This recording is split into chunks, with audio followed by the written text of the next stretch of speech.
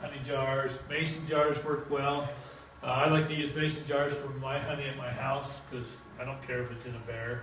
I'll have a bear or squeeze bottle and put it in on the counter. But other than my storage, I just have it in mason jars. I recommend keeping it in smaller jars. A lot of people will store a 5-gallon bucket. And that's great, but it'll crystallize in there and then it's really hard to get out. And you got to heat that. And honey crystallizes at different rates. The glucose crystallizes faster than the fructose. And so it's going to kind of separate.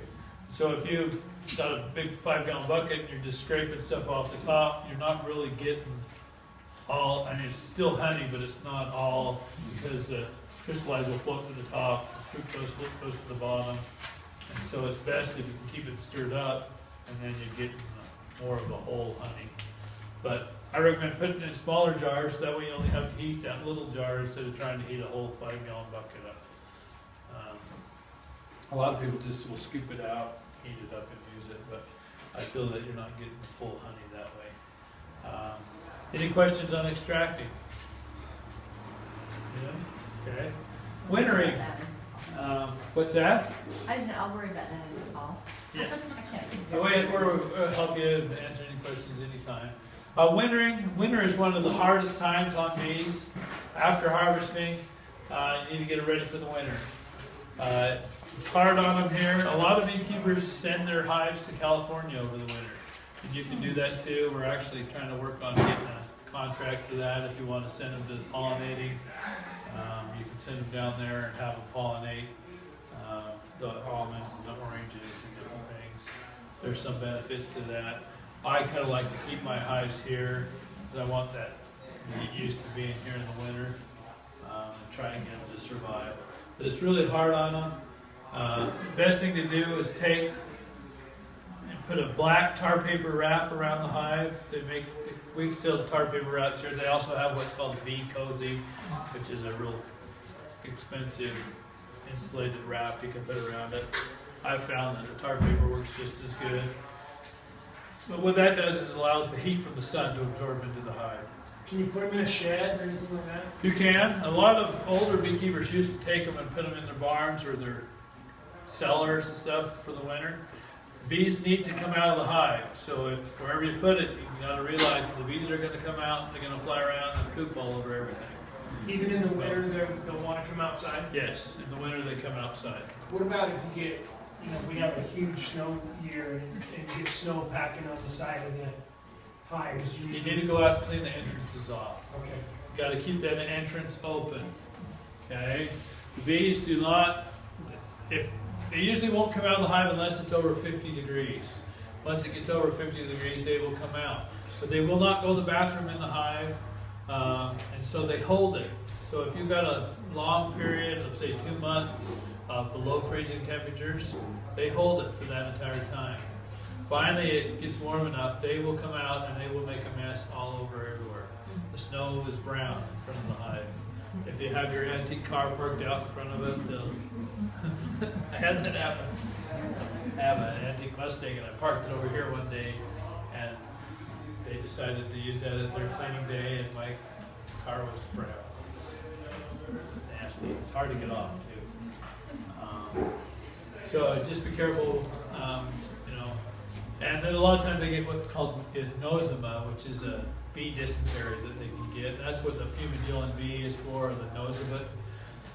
It's just dysentery from holding it all that time. They can start, if they get too sick, they will actually start going in the hive, and it makes a big mess inside the hive and all over the front of the hive.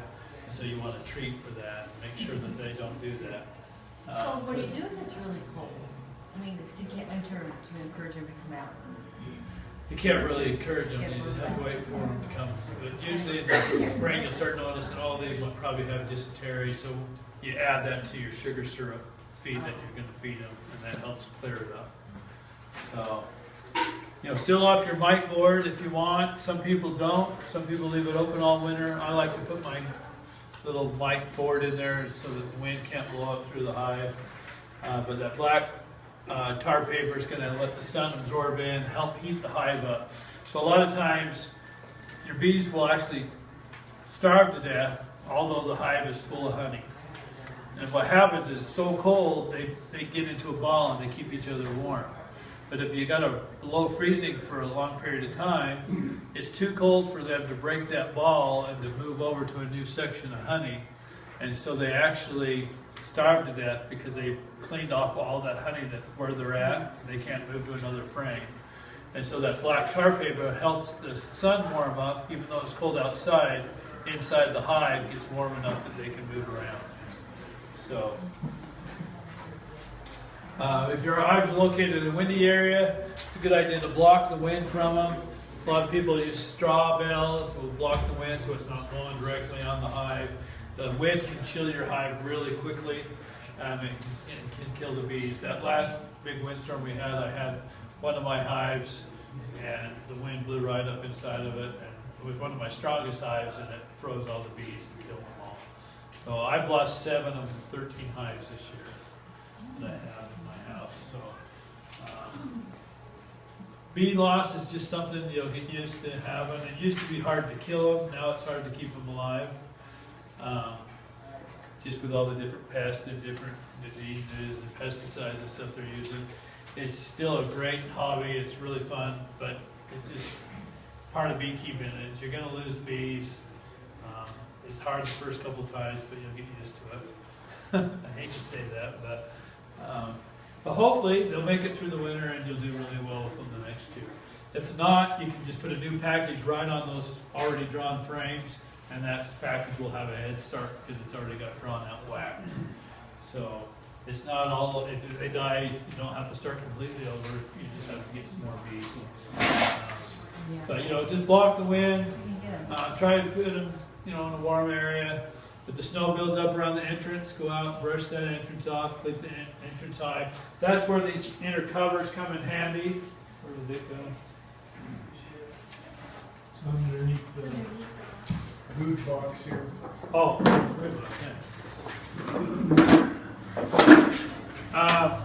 it's got this little cutout on the front.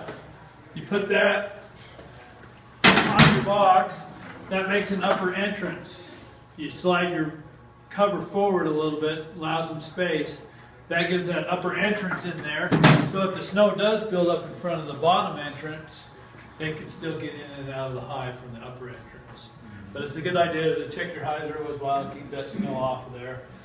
Also in the winter, you're going to want to probably put your entrance reducer on there. Reduce the entrance down a little bit so it's not that full entrance. And then put what's called a mouse guard. I've had a lot of people this year tell me they found mice in their hives because they didn't put a mouse guard on. This goes right in front of your entrance, just screws down to your bottom board. The bees can still get in, but the mice can't fit through those holes. Can you leave that up year round? It's best not to because it kind of restricts them and they get really busy in there. But so you're going to want to do that. If not, the mice get in there and they store dog food and whatever food they can find in there. They also go up and eat the honey and the comb. The bees don't like them. They sting them. Sometimes they kill the mouse. Then they don't like that dead mouse in there rotting, so then they cover it with propolis and kind of mummify the mouse. And you go in there in the spring and it's really nasty and gross. So it's best to have something to keep them out of there, especially if you're in an area with a lot of mice. You use a restrictor with that too? Yes. You can use a restrictor. Most of the time if I have one of these I don't use a restrictor, or I'll make just a little restrictor that covers part of it. But a lot of times with these restrictors like this, it doesn't leave you a whole lot of, you got that on there, they can still get in and out, but it restricts it a lot. So I'll just take a piece of wood like this, just cut about that much off of there, and then leave them that much to go in and out of. So, and it just depends on what area you're in, and how cold it is, and how windy it is. So, keep the mice out. This year, I've had a lot of people with mouse problem. I mean, there's been more mice this year than I've had seen in the past. So I don't know if they just a lot more beekeepers too. But there are a few signs that you can look for to help you determine if your bees are still alive.